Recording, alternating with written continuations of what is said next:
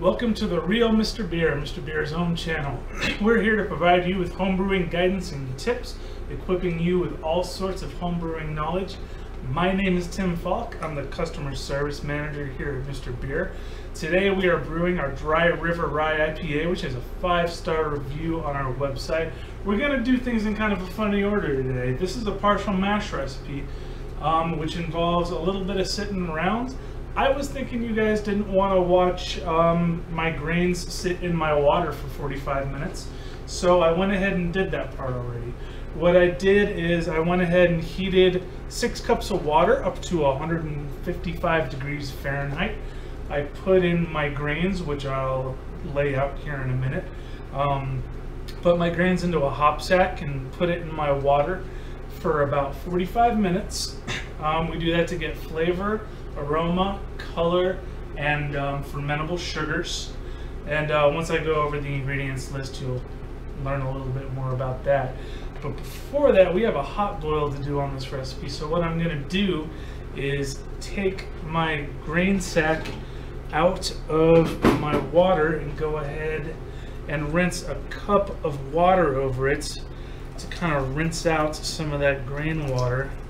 This is kind of like a mini sparge. For those of you who watch the Advanced Brew show with Josh, you guys know that a sparge simply means the process of rinsing off your grains to kind of get the most efficiency out of them. Since this is such a small batch with such a small amount of grains, that's not a huge deal. You might be wondering why I'm doing this part first instead of doing the sanitizing part first. It's because, like I said, getting 6 cups of water up to 155 degrees can take a little while, and then you have to let the grains sit in there for 30 to 60 minutes. So we have done that part already, and then this recipe also has a hot boil. So while my water's coming to a boil and I'm boiling my hops, I'm going to go ahead and sanitize my equipment. So by the time my hop boil's done, I can go ahead and add in my can of extract and go ahead like you would with a normal batch. Now, like Josh has undoubtedly mentioned in his advanced stream, you cannot do a hot boil in just water. The reason is that the hop boils need something to kind of stick to. They need the malt particles. So you would need to do your hot boil either in grain water from a partial mash or an unhopped malt extract, either the liquid variety, LME, or the dry variety, DME. So we're waiting for our water to heat up so we can start our hot boil. This is a rye IPA, which has a 5-star review on our website. So obviously this is a very popular recipe. We expect it to have an ABV of about 6.3%, which is about what you'd expect for a rye IPA. It has an SRM of 5. SRM stands for Standard Reference Method. It's the way that brewers measure the color of their beer. It's a scale of 1 to 40, so 5 out of 40 is not terribly dark. It has 92 IBUs. IBU stands for International Bitterness Units. It's how brewers tell how bitter their beer is. It's on a scale of 1 to 100, so 92 out of 100 is obviously pretty bitter. Our Dry River Rye IPA kit is going to include your can of hopped malt extract. In this case, the base of the recipe is the Long Play IPA. It's a very popular IPA refill. You're also going to get 3 packets of Centennial Hops. Rye IPAs are typically going to have American New World hops, the same variety that you would find in a regular old American IPA, particularly the West Coast variety. Just so you guys know, I'm not seeing chat right now, so if you guys post a question or something and I don't answer it, I am not ignoring it. It is just technical difficulties. So with that in mind, you're also going to get 4 muslin hop sacks. One of them is for the grains, the rest are for the hops. As I have mentioned in previous episodes, I usually throw my hops in naked, meaning I don't use a hop sack. The reason is the hops will dissolve and settle out with the rest of the sediment, so you don't really need to worry about it. Oh, hey, we have chat now. Outstanding. All right. Difficulties resolved. You're also going to get your grains. Since I already used those, I don't have them to show you. I'm sure Matt can throw them up for you. But you're going to have 4 ounces of 2-row pale. This is a base malt, so it's usually not necessary when you're using a hopped malt extract or HME. But the next one explains why we have that 2-row. It's flaked rye. Now, anytime you're using a flaked adjunct like flaked rye, flaked wheat, flaked corn, flaked rice, you need to use a malt with some diastatic power to break down the starches in that flaked adjunct to a fermentable sugar. Now, diastatic power refers to the ability of a malt to break down these starches into the simpler sugars. The higher the diastatic power, the better the ability to break down the starches. 2-row is a base malt that's kind of widely known for having good diastatic power compared to other base malts, so that's why we have 2-row in there. We're also going to have 2 ounces or half a package of Carapils malt. The only purpose of Carapils malt is to add some body and some head retention, which is, you know, nice in a beer, but a little dab will do you with this stuff. If you add too much Carapils, you're going to get a super heavy beer. Looks like we are getting our heat break going on now, so I'm going to go ahead and add in my first half-ounce packet of Centennial Hops, which we are going to brew for 15 minutes, which I'm going to go ahead and time on our laptop clock here. So we're going to start that now at 2:37. Okay, so while my first hops are boiling, I'm going to go ahead and assemble my fermenter the way I normally do. And the order in which I'm doing things right now is the order in which I normally do them when I'm doing a partial mash recipe, because the procedure is a little bit different than an all extract recipe, so I find that this is the most efficient way to accomplish that. Oh, before I forget to mention, we're going to go ahead and go over how to use a hydrometer today. Hydrometers are very useful tools, even for the beginner and intermediate brewer. As always, I'm starting with my spigot at kind of a 90-degree angle and then turning it once the nut is seated, because the spigot is easier to get a hold of than the nut. Excuse me. I'm going to go ahead and fill my fermenter with a gallon of water. I'm using filtered water right now, but for this particular stage, you could use tap water if you really wanted, since this water is not going to end up in the actual beer. We're going to use this water to mix in our no-rinse sanitizer. We sanitize everything that touches the beer because beer is an extremely attractive environment for bacteria and mold and wild yeast. Now, none of those are going to make anybody sick, but they can cause off flavors, so we are definitely trying to keep those from growing in our beer.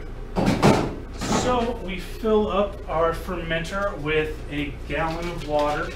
At the same time, this also kind of serves as a leak test to make sure that our equipment is functioning properly and we put it together properly. We're going to go ahead and add in a half packet of this no-rinse cleanser.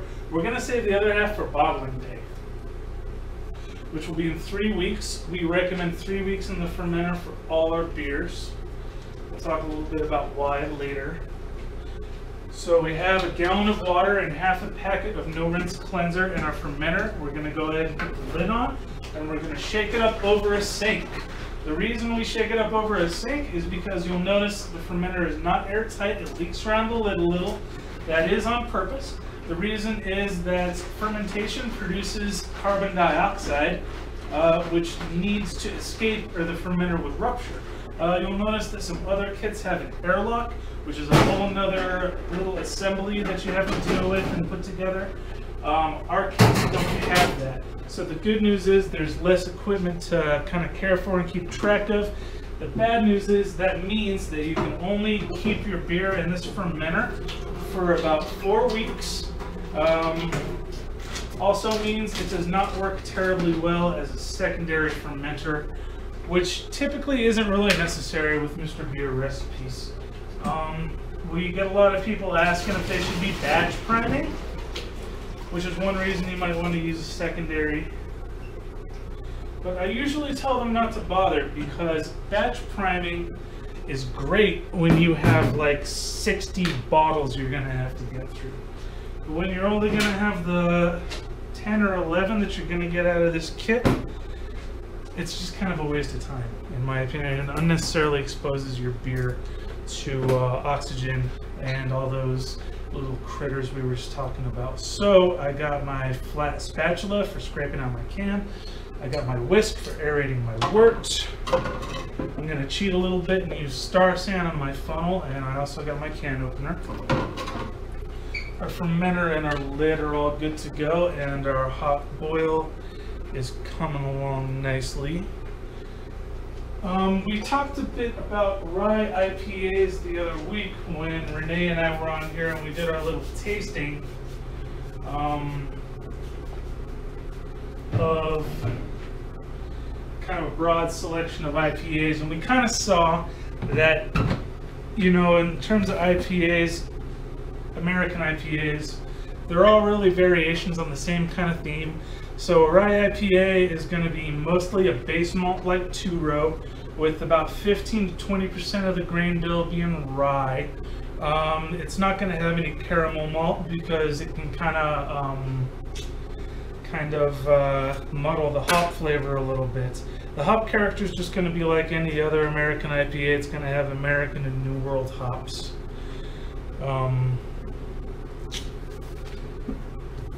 Alright, so we've got all our equipment sanitized. We're just waiting on our hot boil to finish. When you're doing your mash, I like to keep the thermometer in there the whole time. Oh, this induction heater we use has a timer, and it would seem I neglected to add time to that timer.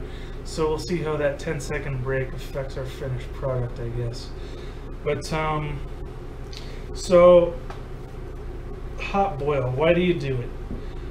You'll notice for many of our recipes, especially those geared more towards beginners, we'll have you add hops at flame out, which we're doing for this recipe. It simply means when you take the pot off the heat. That's flame out for our purposes. In an all grain brew, it's when you end the hop boil. At any rate, if you add hops at flame out or after, you're primarily adding them for aroma. Same thing if you do a boil as short as, say, 5 minutes. If you do a boil that's more like 10 or 15 minutes like we're doing right now, that's going to add more flavor. If you were to boil for 60 minutes, you'd be adding bittering hops. But the canned hop to malt extract already has bittering and flavoring hops, so it's not really necessary to do those boils per se. Like you can see with this recipe, you certainly can. It'll add a new dimension to your beer. It'll make it more interesting, and if you are making an IPA, you certainly want lots of hop flavor, but it's not really strictly necessary. This long play IPA that we're using is more modestly bitter than our Diablo IPA. The Diablo is the real robust one. This one's a lot more mellow. So if you wanted to use the long play but make it more bitter, you could do an hour-long hot boil if you found yourself so inclined. When I was doing my mash, I ended up having a little bit of water evaporate, and the grains ended up soaking up some of my water. So I went ahead and added 2 cups of hot water on top of my mash to make sure that the grains all stayed submerged.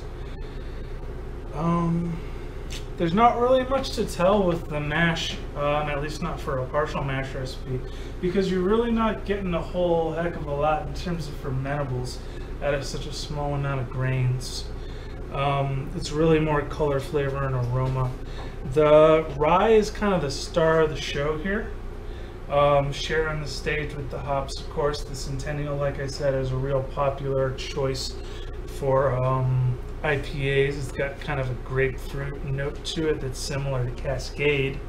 They're kind of substitutes for each other. If you need one, you can use the other. Now, while we're waiting for this, I'll explain hydrometers a little bit, and I need to get my water as well.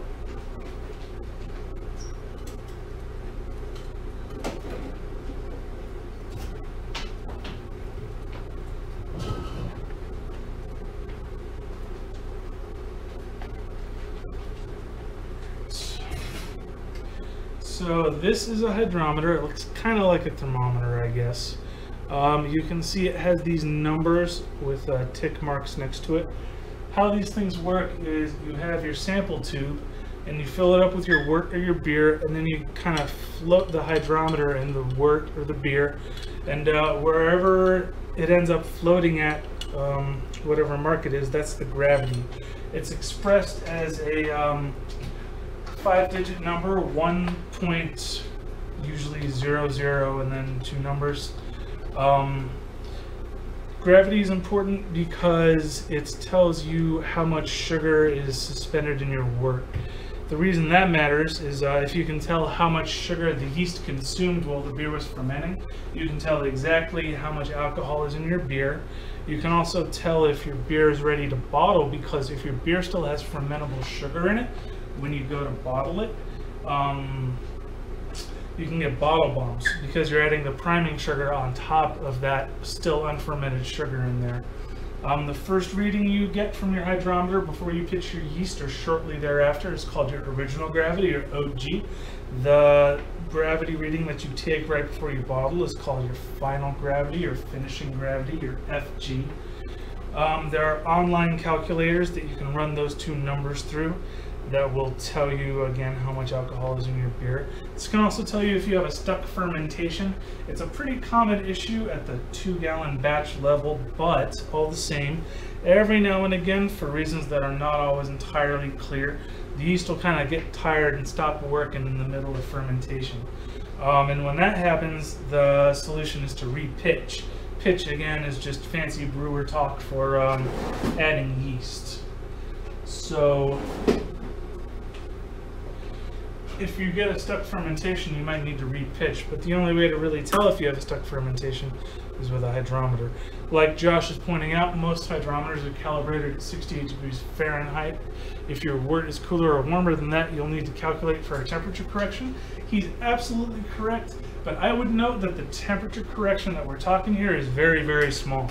So I will get brewers calling with a hydrometer reading that is wildly crazy inaccurate, like 0.002 off, or 0.02 off rather, just completely different than what you would expect, and I think, well, the temperature was a little off, but that would only account for maybe 0.001 or 002 of that. But Josh is right, if you want to be very accurate, you do need to correct for temperature. And if you cold crash like I do with every batch, when you get your final gravity, your beer is probably going to be at about 36 degrees Fahrenheit, so that could be a noticeable difference in your final numbers. So we're coming up on the end of our 15-minute hop boil. After, well, I guess really it's a 20-minute hop boil because there's another 5 minutes after this. We're not going to take out the hops at the different stages.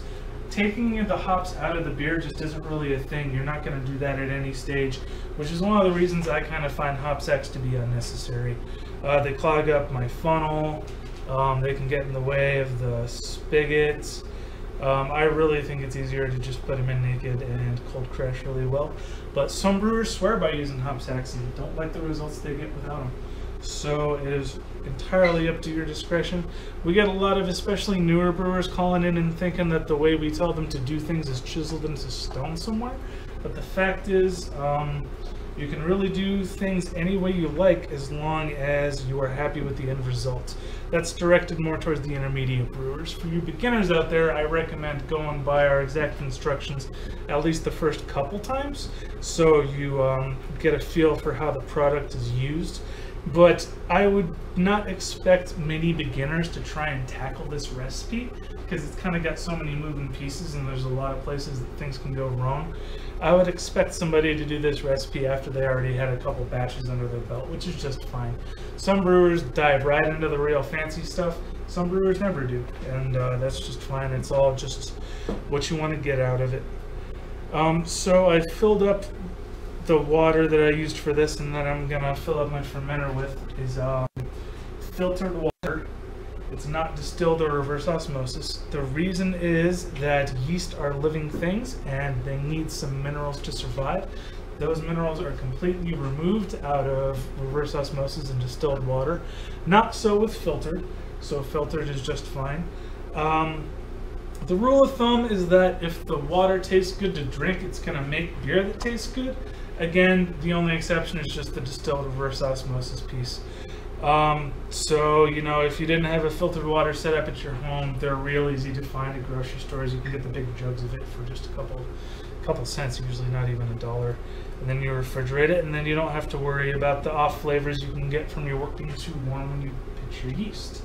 If your wort is warmer than about 65 degrees Fahrenheit when you pitch your yeast, you can end up with a cidery off flavor caused by a compound called acetaldehyde.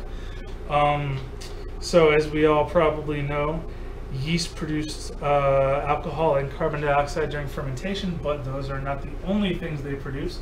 They also produce many other compounds with names like esters and fusel alcohols, other alcohols. These other compounds can have flavors if they are present in sufficient amounts.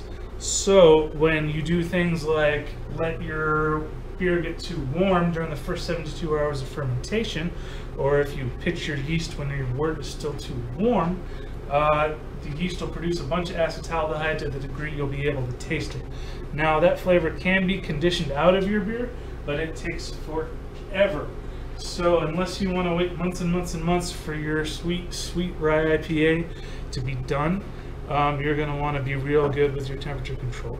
You know, sweet was definitely the wrong word to use here. It's time for our 5 minutes to start, by the way. Sweet was the wrong word to use here because rye IPAs, like most other IPAs, all other IPAs, come to think of it, are supposed to have a dry finish, which means typically that it has a low finishing gravity. Like we discussed with the wheat beers, sometimes beers with a dry finish can give the impression of sweetness if they have low IBUs like a wheat beer does. That will not be the case with this beer. This is a high IBU beer, so it will definitely be perceived as dry and bitter, which is what we're going for here. I'm going to go ahead and put my can of HME in the hot water. I almost forgot to do that. While I get my last hop sack ready, this hop sack that's going to go in at flame out, which is again when we turn off our heat. Most of your ABV calculators that you find online will have the temperature correction function that Josh is talking about there in the chat. So you don't really have to worry too much about that. The yeast we use for this, I think I neglected to mention that in the ingredients list, is US-05. It's a clean finishing ale yeast, also known as the Chico strain. It is very popular for pale ales, IPAs, any kind of American ale you're making just about can get US-05. Excuse me. The nice thing about US-05 is that it's pretty tolerant in terms of temperature, and it doesn't really make acetaldehyde to the same degree that other beers do. It's not quite as sensitive in that way. So it's a good yeast to use if you don't have fantastic temperature control situation at your house, or place of residence, or place of brewing rather. I guess not everyone brews where they live, right? But at any rate, you'll gosh, this is taking forever, isn't it? I mean, I watched the pot never boils, I know. Let's see. Acetaldehyde is a chemical that causes green apple or cidery flavors. And like Josh points out, some yeasts make more of it than others and are more sensitive to it than others. SO5 is one of those yeasts that isn't terribly sensitive.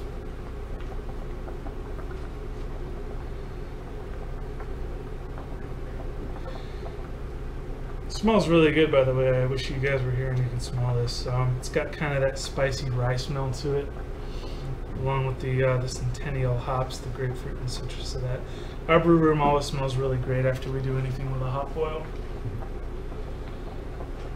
And people kind of walk by our desks and be like, "Hey, who is brewing this? It smells really good."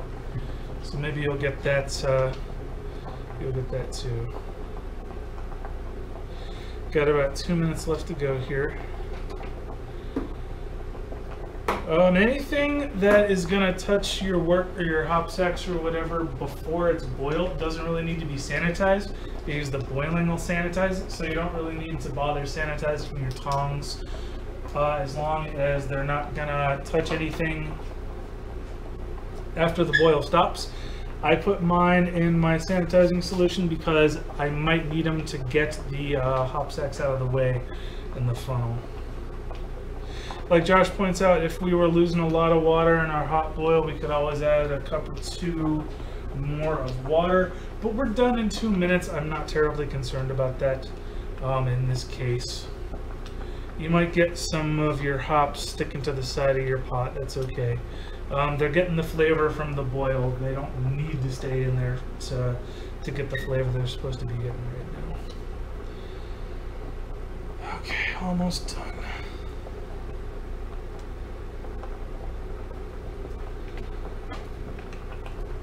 This is one of the styles of IPA that's kind of harder to find commercially.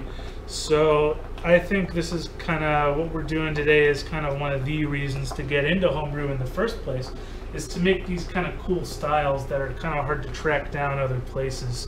Especially if you don't live somewhere like we do here in Tucson that has a million breweries and bottle shops and microbrews and nano brews and everything else. Yeah, this can be a great way to get these obscure styles. Alright, so there we go. So we're going to add in our last hop sack. We're going to remove our pot from the heat. We're going to get our can of extracts. We're going to peel off the label just to make sure we don't get any of the label there in our wort. Thank you.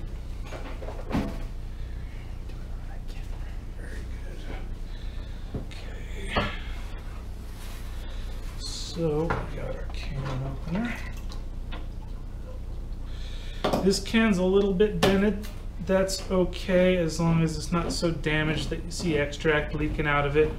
If you ever get a can that's so damaged you have reason to think it's leaking or air got in or something like that, please don't hesitate to give us a call, and we'd rather get you set up with a replacement than have you brewing with a can that's potentially unsafe.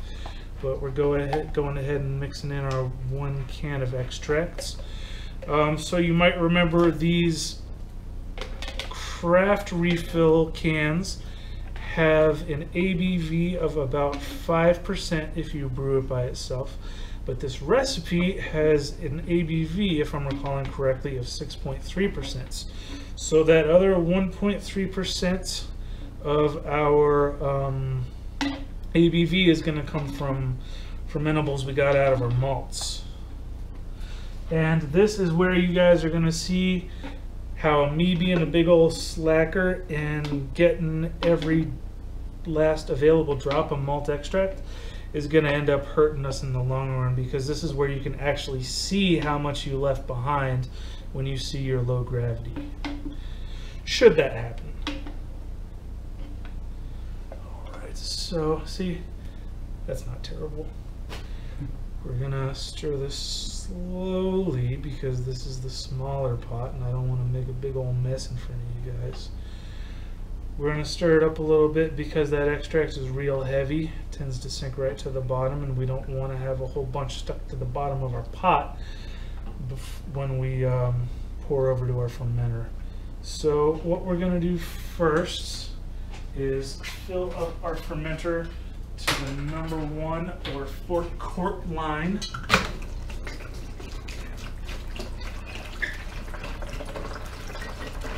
With cold water. Again, the reason we're using cold water is because we don't want our wort to be warmer than 65 degrees when we pitch our yeast. I'm kind of just giving my hot extract mixture a stir here because I don't, like I said, want all the HME to stick to the bottom of the pot. Now I'm going to pour over my hot wort.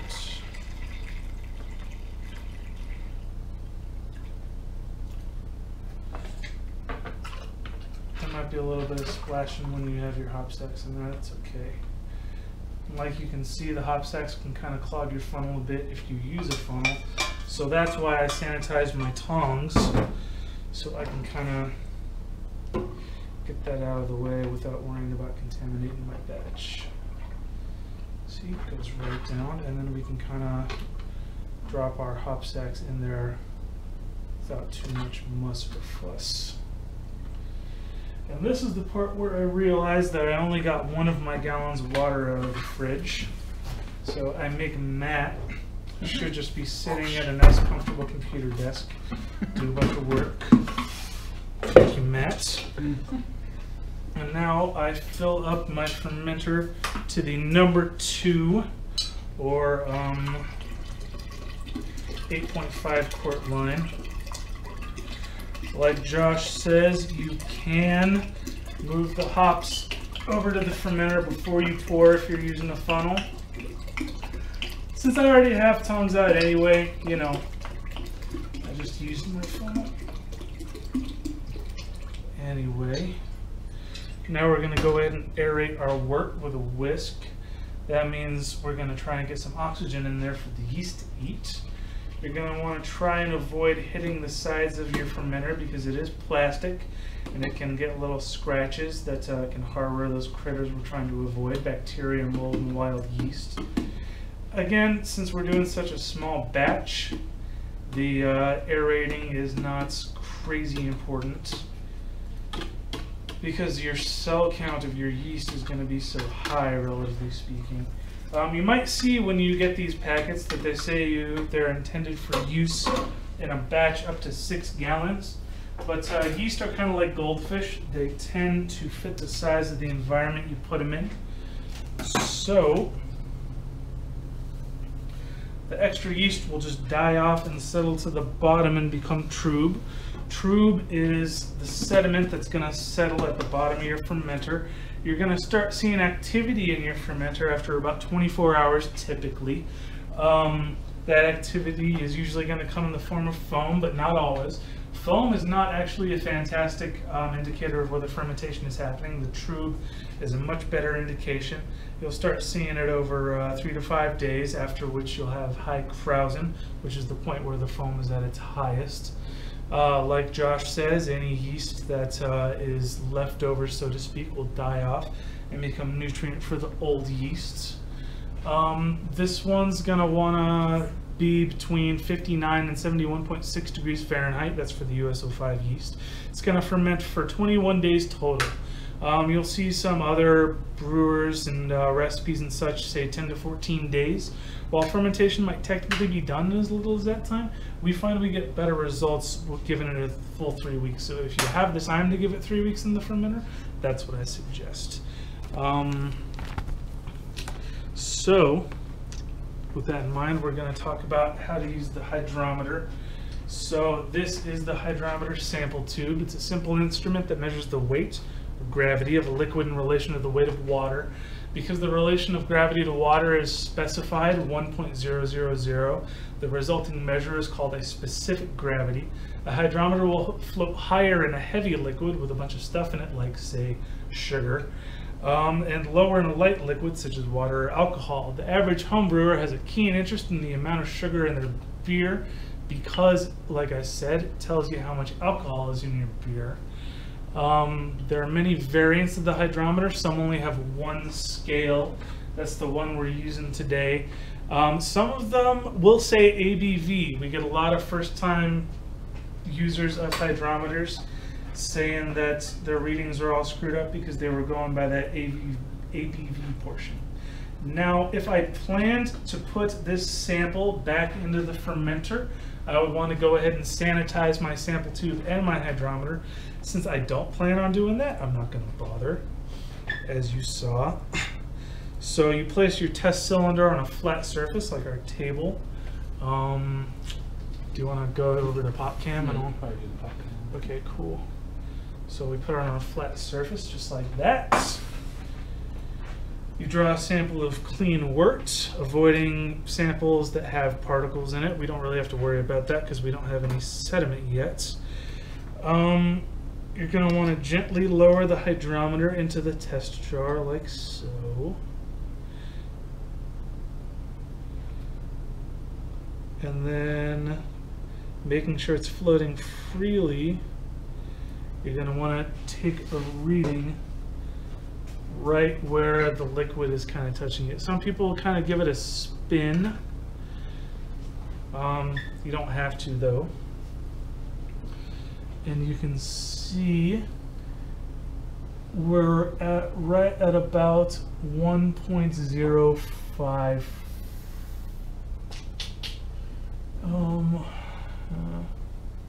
I'm going to call that 52. 1.052. So your hydrometer, your test jar should be about 80% full when you put in your hydrometer, like you guys saw. If there's bubbles in there, that can affect the reading, so this won't work on carbonated beer.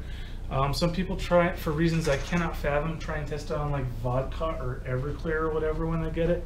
That's not going to work either. If you want to zero it out, measure it in distilled water, that should give you a reading of 1.000. If it doesn't, you need to give us a call and get a new hydrometer because the one you have is defective or haunted or something. You're going to want to read the hydrometer at the meniscus, like I said, which refers to the curved surface of the liquid. It's kind of going to curve up in a little bubble, and at the top of the bubble, that's the number you're actually going to want to read. Let's see if we can get a shot of the meniscus. You're going to want to make sure you write down your readings because you're not going to remember. Trust me, I have tried. I'm sure if you guys look at the intended specific gravity for this recipe, which is posted on our website, you'll be able to see how close I am at 1.054. Higher temperatures thin the liquid, like Josh pointed out, resulting in lower readings. So, you know, if you were calibrated to 60 degrees and it was at 84, your reading would be 0.003 off. So that's a very small amount. To see all this information again, you can take a look at the blog that Matt just posted, how to read your hydrometer. So that about wraps up our brewing for today, ladies and gentlemen. I'm gonna pause for a minute to let you guys post any questions you might have.